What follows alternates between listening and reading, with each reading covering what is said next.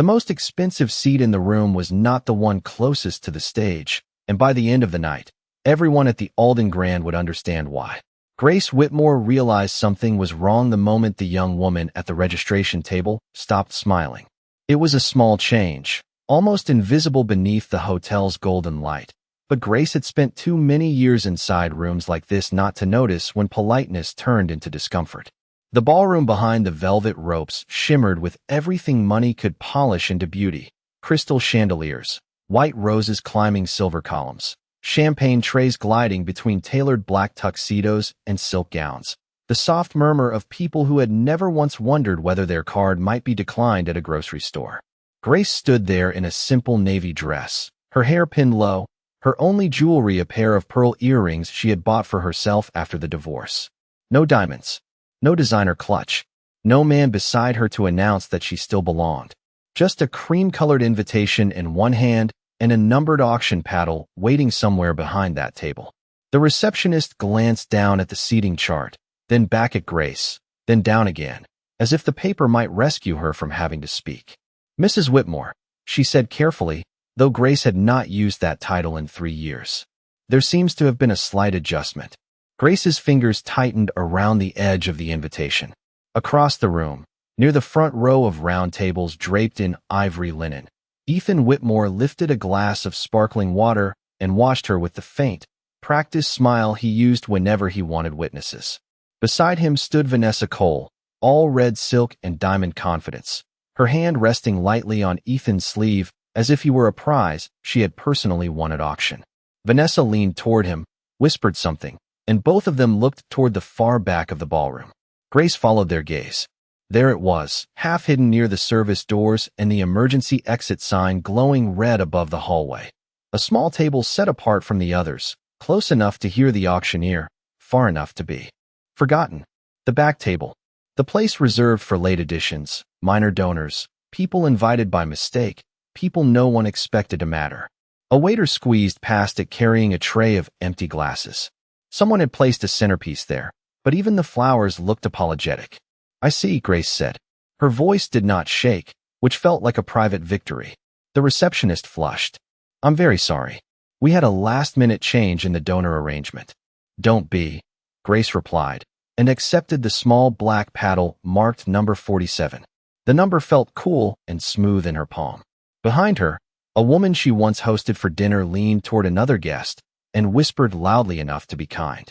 Kindness, Grace had learned, could be a very elegant knife.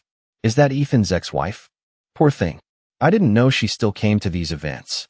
Grace walked through the ballroom without hurrying.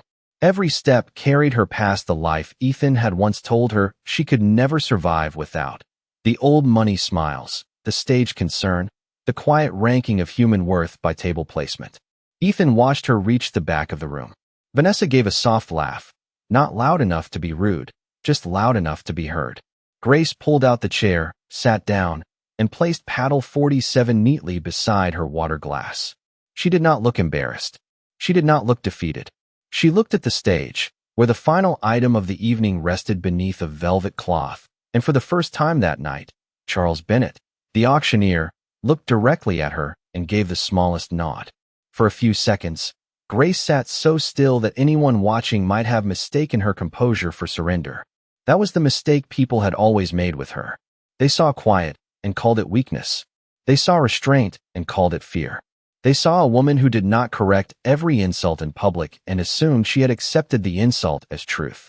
The Alden Grand Ballroom had been designed to reward that kind of assumption. Every detail whispered hierarchy, from the front tables dressed in taller flowers to the private security men standing near the donors whose names were carved into museum wings and hospital lobbies.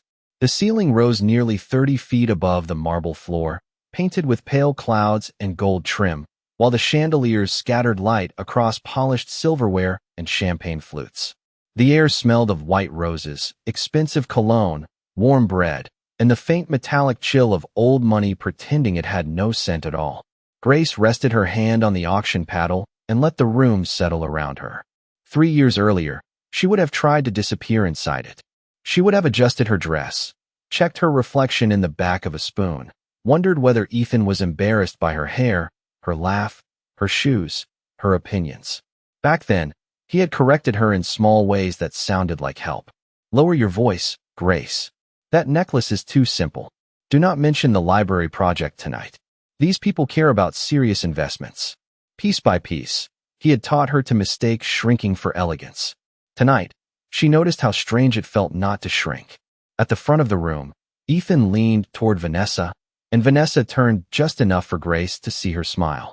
It was a polished little thing, bright and sharp, the kind of smile that needed an audience. Ethan looked exactly as he had in the society photos that still appeared whenever his name was searched online.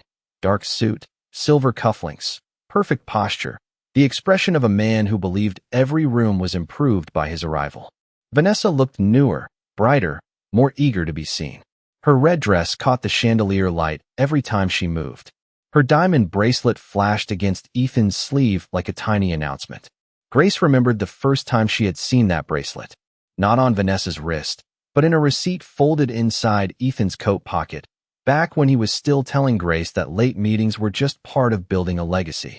A legacy, she had learned, could be a very pretty word for leaving someone else to clean up the truth. A server placed a salad in front of Grace and murmured, "Ma'am," with the careful courtesy reserved for people who might complain and people who might matter. Grace thanked him. Around her, conversations drifted like smoke. A couple at the next table discussed a vineyard in Napa. Someone behind her mentioned a ski home in Aspen. Near the front, a donor laughed too loudly at something Ethan said. Grace picked up her water glass and took a slow sip. The coldness steadied her. She had not come to the Alden Grand to be welcomed. She had not come to prove she could still wear silk, still speak the language of money, still survive the kind of people who measured worth by proximity to the stage. She had come because, beneath the velvet cloth at the front of the room, there was a piece of history Ethan Whitmore wanted to turn into square footage. Alden House was not just another estate on 14 acres outside Lake Forest. It was the first place in years where someone had looked at Grace and seen more than a failed wife with a quiet voice. It was where Margaret Alden had handed her a cup of tea in a chipped porcelain cup and asked, without pity, "What do you know that they never bothered to ask you?" Grace had not known how to answer then. Tonight, she did. She knew the value of patience. She knew the cost of being underestimated. And she knew that some rooms only became honest when the wrong person won. Ethan waited until the first course had been cleared before making his way toward the back of the ballroom, because men like Ethan never humiliated anyone without choosing the perfect audience. Vanessa came with him, her smile arranged into something that looked almost sympathetic from a distance and almost cruel up close. Grace saw them coming through the spaces between moving servers and seated guests, saw how conversations thinned as they passed, saw how people pretended not to watch while watching with the devotion of a Sunday congregation. Ethan stopped beside her table and looked down at the empty chairs around her as if the furniture itself had proved his point. "Grace," he said, "warm enough for strangers, cold enough for her. I almost did not recognize you back here." Vanessa gave a soft laugh and touched the diamond bracelet at her wrist. "It is a very quiet spot," she said. "Honestly, it might be more comfortable. These events can feel overwhelming when you have been away from them for a while." Grace placed her napkin beside her plate with careful fingers. She did not rise. She did not offer them the satisfaction of seeing her adjust herself to their height. "Vanessa," she said. "Ethan." Just their names. Nothing more. Ethan's expression tightened for the briefest second. He had always hated when she refused to decorate discomfort with extra words. "I heard you were doing some work with a library," he said, glancing toward the front tables as though apologizing to the room for her existence. "Good for you. Really, everyone needs a fresh start." "Some people do," Grace replied. Vanessa tilted her head. The diamonds at her ears trembled in the chandelier light. "Are you bidding tonight, Grace? Or just supporting the cause?" It was phrased gently, but the question landed exactly where Vanessa meant it to land, on the thin line between charity and embarrassment. Ethan slid one hand into his pocket and smiled down at paddle 47 on the table. "The starting bids tonight are not exactly small," he said. "The Alden Foundation has become ambitious. I would hate for you to get caught up in the excitement." Grace remembered that tone. It had lived in their kitchen, in restaurants, in tax meetings, In every conversation where Ethan explained her own life to her with the patience of a man training a dog to sit still. He had used that voice when she asked about the investment accounts he kept changing passwords for. He had used it when she questioned why her name had vanished from the deed of the lake house. He had used it on the morning he told her the divorce would be easier if she did not make things ugly. Back then, she had believed ugliness meant anger.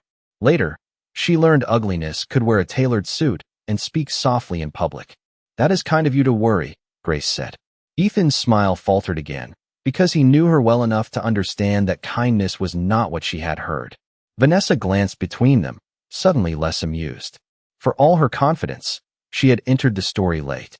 She knew the version Ethan had sold her, the dull, dependent wife who could not keep up, the woman who faded because fading was what women like Grace were supposed to do.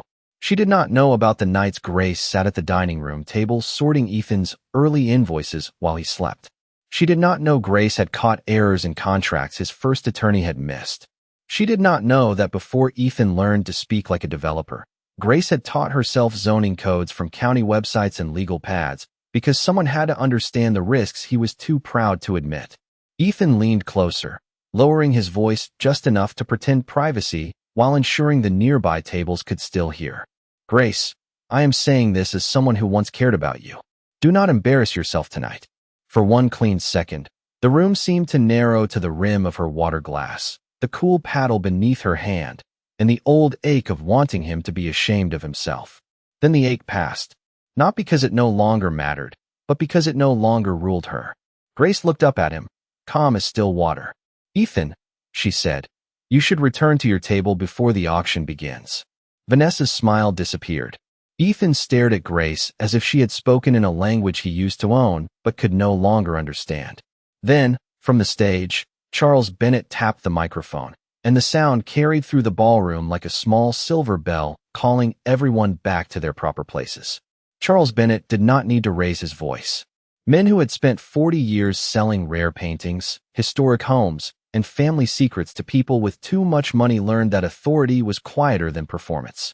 He stood beneath the soft gold wash of the stage lights in a black tuxedo, silver hair combed neatly back, one hand resting beside the polished auction block.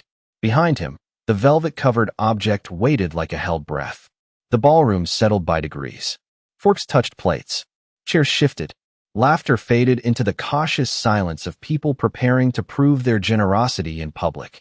Ethan remained beside Grace's table for 1 second too long, caught between returning to his seat and trying to reclaim the moment she had taken from him without raising her voice. Vanessa solved it for him by slipping her hand through his arm.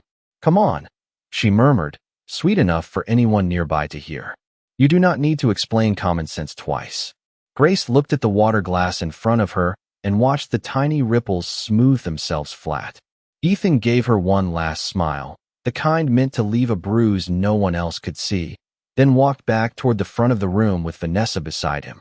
People turned away quickly, pretending they had not been listening.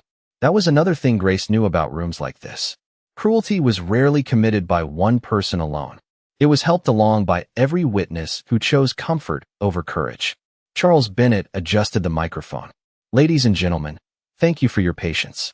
The Alden Preservation Benefit has already exceeded last year's contributions by nearly 18%, and for that, the Foundation is deeply grateful." A polite wave of applause moved across the room. Grace joined it, not because she felt polite, but because Margaret Alden had taught her that manners were not weakness when they belonged to you. The name Margaret still moved through Grace like light under a closed door. 2 years after the divorce, Grace had first met her in the reading room of the Hawthorne Arts Library, a narrow brick building on the north side of Chicago where the radiators clanged in winter and the roof leaked whenever the rain came hard off the lake. Grace had been working there part-time, cataloging donated estate papers for $22 an hour, trying to rebuild a life that no longer included dinners where she had to memorize the names of investors before dessert. Margaret Alden had arrived on a Tuesday morning in a camel coat older than Grace's marriage and shoes polished to a shine that did not ask for attention. She had asked for help locating correspondence from a forgotten Illinois architect named Eleanor Voss. Grace had found the letters in less than 10 minutes, not because the system was easy, but because she had stayed late the week before reorganizing a shelf everyone else ignored. Margaret had watched her handle the fragile paper with the kind of care most people reserved for jewelry. "You understand value," Margaret had said. Grace had laughed softly then, embarrassed. "I understand dust." "No," Margaret had replied. "You understand what survives it." That sentence had stayed with Grace longer than most compliments. Maybe because it had not sounded like a compliment. It had sounded like recognition. Over the months that followed, Margaret returned again and again, sometimes asking for documents, sometimes asking questions that seemed simple until Grace realized they were tests. What would you preserve if the land beneath it was worth more than the building? When does ownership become responsibility? What kind of person sells a memory because the market says it is efficient?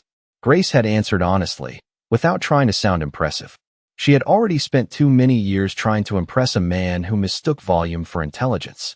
On stage, Charles lifted a small card and continued speaking, drawing Grace back into the present.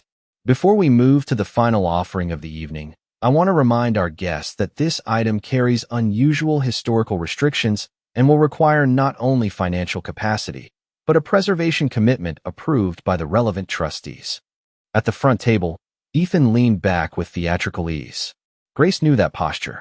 He used it when he wanted people to believe the outcome had already chosen him. Vanessa whispered something and smiled toward the stage. Grace lowered her eyes to paddle 47. The black lacquer reflected a small, warped version of her face, calm, pale, unreadable. For years, Ethan had told people she had no instinct for business. He was partly right. She had no instinct for turning every beautiful thing into profit. Unfortunately for him, tonight required a different kind of instinct. The first items passed in a blur of polished generosity. A weekend at a Sonoma vineyard went to a retired surgeon for $16,000. A private dinner with a celebrity chef climbed to $28,000 before a woman in emerald satin lifted her paddle with the bored confidence of someone ordering coffee. A watercolor study by Eleanor Voss, small enough to fit above a fireplace, inspired a surprisingly fierce contest. Between two museum trustees who smiled at each other as if they were not quietly trying to win a social war with tax-deductible money. Grace watched it all from the back table with her hands folded in her lap, listening to the rhythm of the room. Every auction had music if you knew how to hear it. The first bid was always a declaration. The second was pride. The third was no longer about the item at all. It was about being seen wanting it. Margaret had taught her that during one of their long afternoons at Alden House, when rain tapped against the tall library windows and the old woman had spread auction catalogs across a walnut table scarred by a century of elbows, teacups, and decisions. "Rich people rarely buy things," Margaret had said, circling a lot number with a fountain pen. "They buy the story they can tell after they own them." Grace had smiled then, still unsure why Margaret kept inviting her back. Alden House had frightened her at first. It was too beautiful, too quiet, too full of rooms where nothing looked accidental. 12 bedrooms, 8 fireplaces, a conservatory with cracked green tiles, a carriage house that smelled faintly of cedar and dust, and a library where the afternoon light made every book spine look gilded even when it was not. The estate sat on 14 acres of rolling lawn outside Lake Forest, nearly 30 miles from downtown Chicago, close enough to the city to be valuable and far enough from it to feel like another century. Ethan had once called properties like that underused assets. Margaret called them witnesses. Grace had not understood the difference until Margaret showed her the letters hidden in the archive cabinet. Letters from women artists, architects, teachers, and reformers who had passed through Alden House when the rest of society offered them polite doors and locked rooms. "This place gave people space before anyone gave them permission," Margaret had said. "That matters." Grace had touched the edge of one brittle envelope and thought of all the years she had waited for Ethan to grant her permission to become herself. It embarrassed her now, the waiting. Not because she blamed the woman she had been, but because she finally understood how carefully that woman had been trained to doubt her own hunger. At the front table, Ethan laughed at something one of the city council members said. The sound traveled cleanly across the ballroom and brushed against Grace's memory.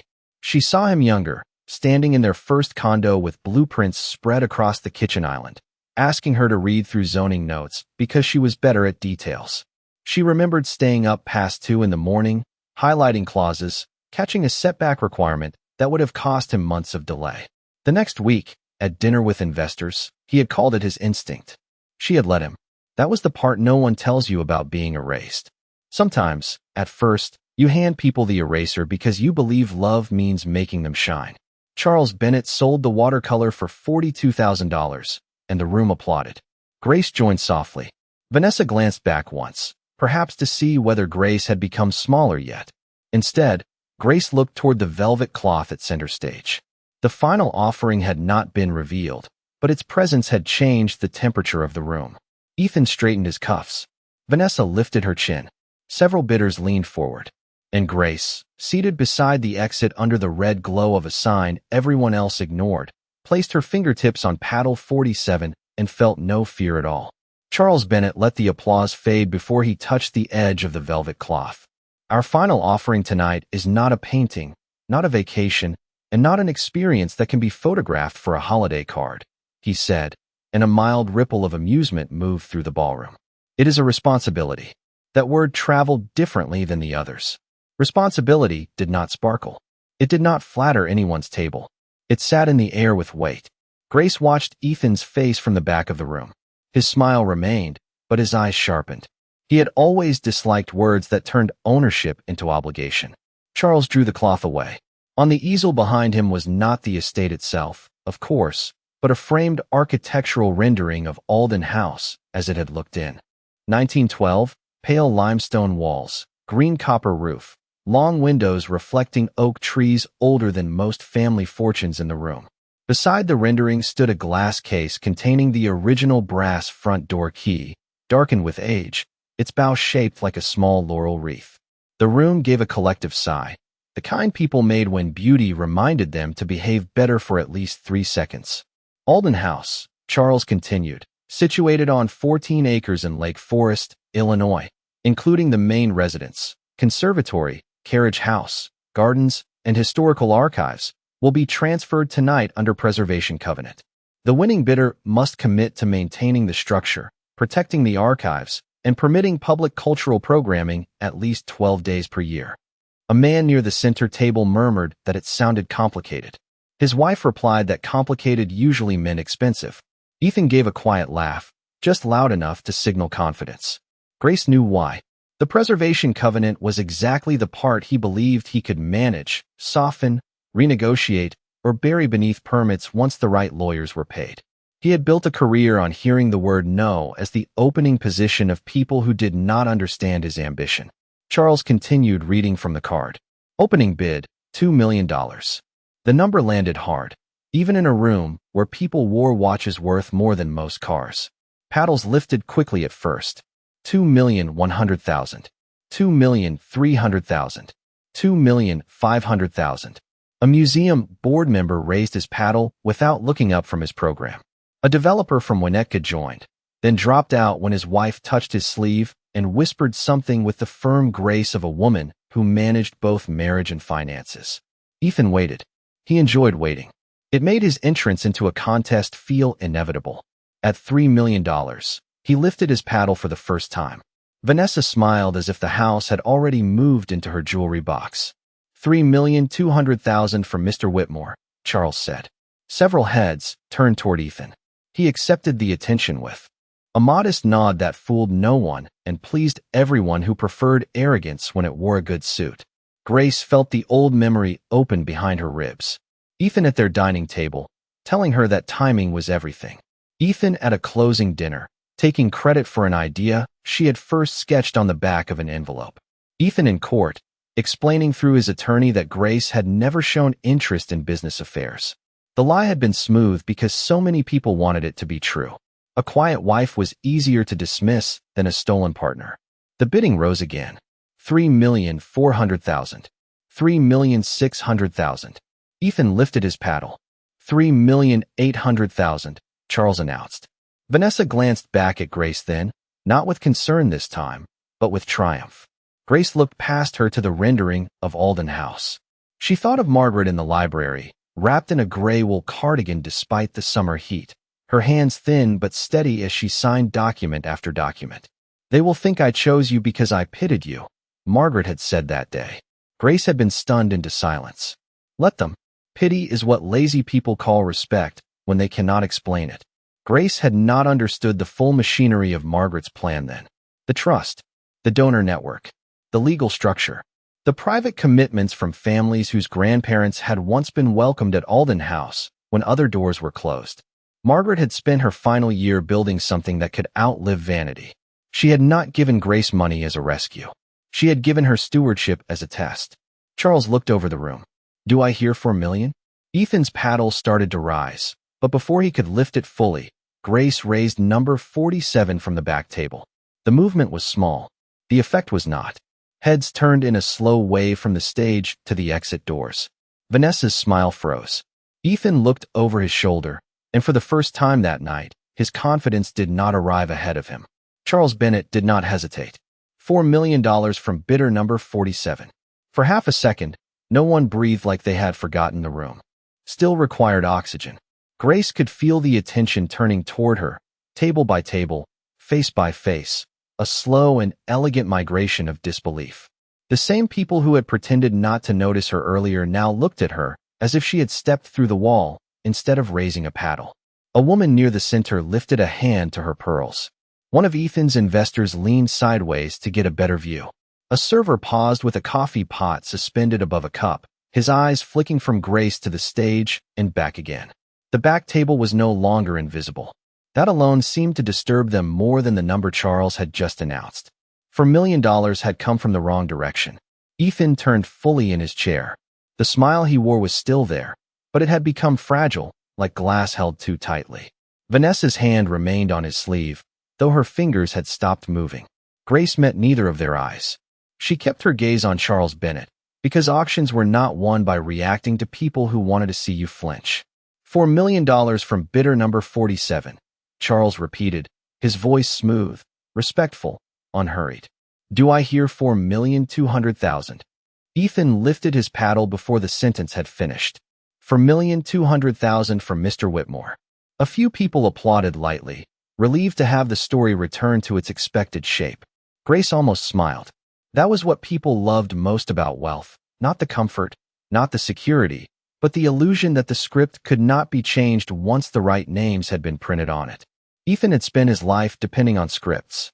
Son of a respected developer, husband of a tasteful woman, rising star, visionary, victim of an ex-wife who did not understand ambition. The room had accepted every version because it was easier than checking the footnotes. Charles looked toward the back. Grace raised her paddle. 4,400,000. This time the silence arrived faster. Vanessa whispered something into Ethan's ear. Ethan did not answer. His eyes stayed on Grace, and for the first time in years, she saw confusion there without cruelty to cover it. He was trying to calculate her. That had always been his instinct. When he did not understand a person, he converted them into numbers. Settlement amount, market value, social usefulness, risk exposure. But Grace had become something his formulas had not prepared for. A woman who had learned the difference between being underestimated and being unknown. Ethan lifted his paddle again.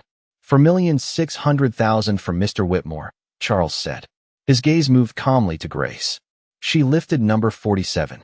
4,800,000. A murmur traveled through the ballroom, no longer polite enough to hide. Someone said her name. Someone else asked whether she had remarried. A man near the bar wondered if she represented a buyer.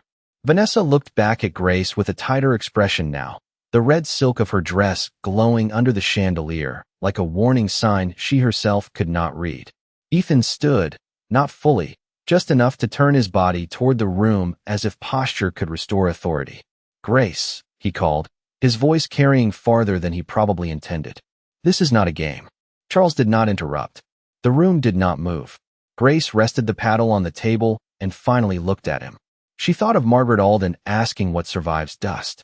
She thought of the years Ethan had mistaken her silence for emptiness. Then she answered in a voice clear enough for every nearby table to hear. I know. Nothing more. 2 words, plain and steady. They landed harder than any accusation could have. Ethan's face changed, not dramatically, not enough for gossip yet, but enough for Grace to see the first fracture in the story he had told himself. Charles waited one dignified beat, then returned to the room. We have 4,800,000. Do I hear 5 million? Ethan's paddle rose again, slower this time. Ethan's paddle rose with the careful slowness of a man trying to make hesitation look like strategy. $5 million from Mr. Whitmore, Charles Bennett announced, and the room exhaled as if someone had opened a window. 5 million restored a kind of order. 5 million belonged near the stage, beneath the chandeliers, in the hands of a man with a front table, a red-dressed companion, and enough public confidence to make other people mistake it for proof. Vanessa recovered first. She lifted her glass, not to drink, but to display how steady her hand remained. There, she said softly, though Grace could hear it from across the room because Vanessa had never learned the difference between privacy and performance. That should settle it. Ethan did not look at her. His eyes stayed on Grace, and Grace recognized the calculation returning. He was trying to decide whether she was bluffing, whether someone had put her up to it, whether the woman he had once dismissed could possibly have walked into this room with access to money he did not control. Grace let him wonder. Wonder was useful. Wonder made arrogant people spend too much. Charles turned toward the back table with the neutral expression of a man who had seen fortunes change hands over porcelain bowls and in signed sketches. Do I hear 5,200,000? Grace lifted paddle 47. No drama. No flourish. Just a small black shape rising from the least important corner of the ballroom. 5,200,000 from bidder number 47. The murmur that followed was no longer hidden. It passed openly now, from table to table, wrapped in names and guesses. Grace Whitmore, Ethan's ex-wife. Did she inherit something? Is she bidding for someone else? Who invited her? The last question made Grace almost laugh. They were still trying to solve the wrong mystery. The question was never who had invited her. The question was who had underestimated her long enough to make this moment possible. Ethan stood more fully this time, one hand on the back of his chair. 5,400,000, he said before Charles could ask. Charles inclined his head. 5,400,000 from Mr. Whitmore. Vanessa's smile tightened again. At the nearest table, one of Ethan's older partners leaned toward another man and whispered with a frown. Grace saw it. Ethan probably did too. Men like Ethan were not frightened by numbers alone. They were frightened when other men began to notice the cost of their pride. Grace. She waited one heartbeat. Then another. The room leaned with her silence. Ethan mistook it for weakness because that was the most familiar mistake he knew how to make. He turned slightly, enough for his voice to carry. Grace, charity is admirable. Delusion is expensive. A few nervous laughs scattered near the front. Not many. Less than he expected. That was the first sign that the room had begun to shift away from him. Grace felt the old sting of public correction, the strange heat that once would have climbed into her cheeks and stolen her voice. But tonight the sting struck armor. She thought of Margaret Alden standing in the conservatory, one palm resting on the cracked green tile, saying, "Never argue with a man who needs an audience. Let the facts embarrass him. They do it more cleanly." Grace lifted her paddle. 5,600,000, Charles said immediately. The laughter died as if someone had cut the string holding it up. Ethan's jaw moved once. Vanessa turned toward him, her polished confidence giving way to something thinner. "Ethan," she whispered, and this time her voice was not staged for anyone. "Are you certain?" He ignored her, but Grace saw the question land. At the front of the room, the brass key to Alden House rested inside its glass case, catching the chandelier light in small, patient flashes. It had opened the same front door for more than 100 years, for governors and musicians, teachers and widows, children carrying library books, women who needed rooms where their thoughts were treated as more than decoration.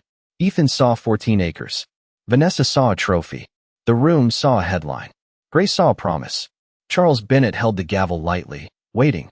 5,600,000 is the current bid. Do I hear 5,800,000? Ethan reached for his paddle, but this time his hand did not rise at once. The phone in Ethan's jacket began to vibrate before his hand could finish rising. It was a small sound, almost swallowed by the hush of the ballroom, but Grace saw the way his shoulders tightened. Ethan ignored it for 1 second, then two, performing control for a room that had suddenly become very interested in whether he still had any. The phone buzzed again. Vanessa noticed first. Her eyes dropped to his pocket, then lifted to his face with a question she was too careful to ask aloud. Charles Bennett waited, gavel resting lightly in his hand. "We are at $5,600,000, he said. "Do I hear 5,800,000? Ethan lifted his paddle halfway, then lowered it just enough to reach inside his jacket. The movement was subtle, but not subtle enough. Men at the front tables had spent their lives reading pauses, and this pause wrote an entire paragraph. Ethan glanced at the screen. Whatever name appeared there drained the color from his confidence. He turned slightly away from Vanessa and brought the phone to his ear, called it a visionary redevelopment.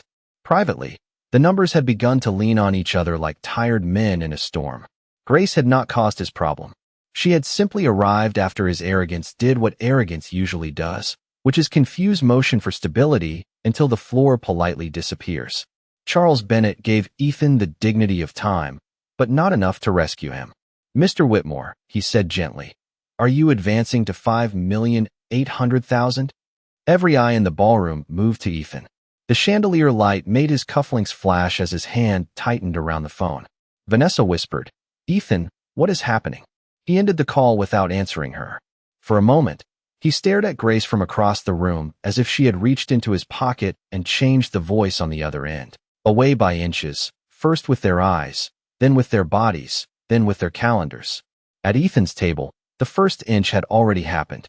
His partner, Martin Hale, a square-jawed man with silver hair and a habit of smiling only when cameras were nearby, leaned toward another investor and murmured something behind his napkin. The difference between having something and honoring it. At the time, Grace had wanted to cry, not because of the money, not because of the estate, but because someone had finally described her carefulness as wisdom instead of fear. Charles looked toward her now. "Bidder number 47.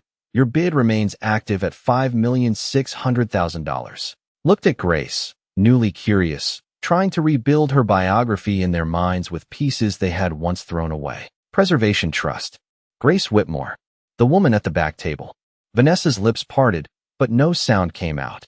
Martin Hale turned fully toward Ethan now, his expression no longer friendly enough to be useful. Ethan stared at Charles first, as if the auctioneer had made a procedural error, then at Grace, as if she had committed a social crime by becoming someone without his permission. Grace stood slowly. The chair legs whispered against the carpet. Every face followed her. She did not smooth her dress. She did not check her hair. She did not look around for approval.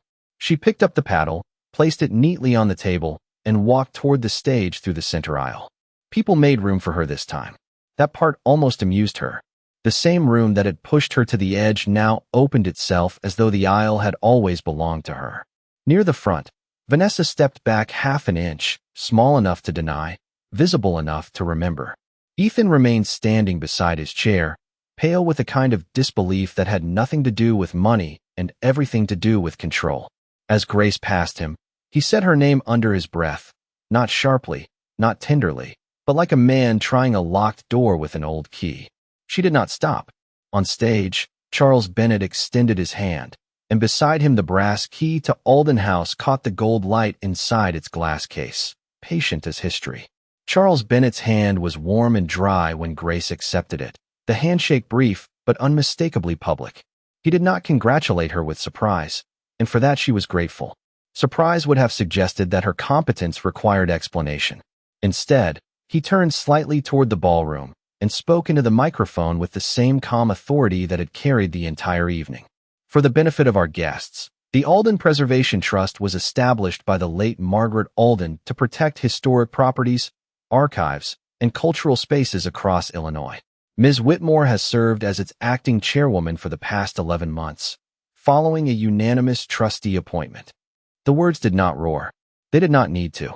They entered the room with the weight of official language, the one dialect wealthy people trusted even when it humiliated them. Grace saw the effect from the stage. People straightened. Expressions rearranged themselves into respect so quickly it might have been funny if it had not been so familiar. The same woman who had whispered "poor thing" earlier now leaned toward her companion with wide eyes, already editing her own memory. Martin Hale looked down at the program as if Grace's name might have been printed there all along, and he had simply failed to notice. Vanessa stood beside Ethan in frozen elegance, her red dress still luminous, her diamonds still bright, but something in her posture had lost its certainty. Ethan had not moved. He remained near the front table, one hand resting on the back of his chair, his face unreadable to anyone who had not once been married to him. Grace could read it easily. He was not only shocked that she had won. He was offended that she had become important in a way he could not claim, correct, or diminish. Charles continued. The trust's acquisition is supported by pledged preservation funds, private endowments, and restricted cultural grants secured prior to tonight's event. The board has confirmed its intent to maintain Alden House as a public archive, education center, and residency space for artists and historians. A ripple of applause began near the back, hesitant at first, then gathering confidence as people realized which side of the story had become safer to admire. Grace accepted it with a small nod. She did not smile too broadly. Triumph, Margaret had once told her, should never look hungry. It should look well-fed and slightly bored. A staff member unlocked the glass case and brought the brass key forward on a velvet tray. Grace looked down at it, at the dark metal worn smooth by hands long gone, and felt the strange tenderness of being entrusted with something that had survived better people and worse men than Ethan Whitmore. Charles stepped aside, giving her the microphone. The ballroom quieted again, this time not because she had startled them, but because they were waiting for her to tell them who she was. Grace placed one hand lightly beside the key and looked over the room. Margaret Alden believed preservation was not about keeping the past untouched, she said. She believed it was about refusing to let the most valuable things be erased simply because someone found a faster way to profit from the land underneath them. Her voice sounded steady through the speakers, clearer than it had felt inside her chest. She let her eyes move across the front tables, over the donors, the trustees, the investors, and finally to Ethan. She did not linger there. He had taken enough of her attention in one lifetime. Alden House will remain standing. Its archives will be open to students and researchers. Its rooms will be used again by people who need space to build, study, write, restore, and begin. The applause came stronger this time, but Grace heard something beneath it, the quiet collapse of a lie that had lived too comfortably for too long. Ethan had called her ornamental, dependent, unsuited to serious decisions. Yet here she stood, preserving a house he had wanted to break into profitable pieces, using a structure he had never bothered to understand because he had been too busy measuring its acreage. When Grace stepped back from the microphone, Charles leaned in and said softly, "Margaret would have enjoyed this." Grace looked at the brass key and felt the first real smile of the night touch her mouth. She would have pretended not to, she said. From below the stage, Ethan finally spoke, not loudly, but the room had become trained to listen. Grace. This time she looked at him. The name sounded different from his mouth now, stripped of command. He seemed smaller under the chandelier light, not ruined, not destroyed, just revealed. A man who had mistaken access for ownership, silence for absence, and a woman's patience for permission. Grace stepped down from the stage with the brass key resting in its velvet tray, and the applause followed her in a way it had not followed anyone else that night. It was not the loudest applause she had ever heard, but it was the most revealing. People clapped carefully at first, then with more confidence, as if respect had become socially acceptable only after Charles. Bennett gave it a microphone and legal paperwork. Grace understood. Most rooms did not discover truth. They waited for permission to acknowledge it. Ethan stood near the front table, his hand still on the back of his chair, his face pale beneath the chandelier light. Vanessa had taken a small step away from him, not enough to announce abandonment, just enough to avoid being photographed too close to failure. Grace passed them without slowing. Then Ethan spoke again, softer this time. "Grace, I did not know." She stopped, not because he deserved the pause, but because the woman she had become no longer needed to run from the man he had been. She turned toward him. For a moment, the ballroom seemed to lean closer. "No," she said gently. "You did not." Ethan swallowed. The old version of him might have smiled, explained, corrected, taken the sentence apart until it no longer belonged to her. This Ethan looked tired, cornered by facts that did not care how expensive his suit was. "You never told me," he said. Grace looked at him then, really looked at him, and felt something loosen inside her that was not forgiveness exactly, but a release from waiting for him to understand. You never asked who I was, she said. You only told people what I was not. The words were not loud, but they reached the tables nearest them, then traveled outward through silence. Vanessa looked down at her bracelet. Martin Hale studied the floor. Someone in the back cleared his throat as if shame had become a physical inconvenience. Ethan's mouth opened, then closed. For once, he had no useful language. Grace did not hate him in that moment. Hatred would have kept a chair open for him in her life, and she had no vacant seats left. She thought of the back table near the service doors, the apologetic flowers, the red exit sign glowing above her shoulder. She had been placed there as a message, a small public reminder of where others believed she belonged. But a seat was not a destiny. A label was not a life. A room full of people could misunderstand you and still have no power to make their misunderstanding true.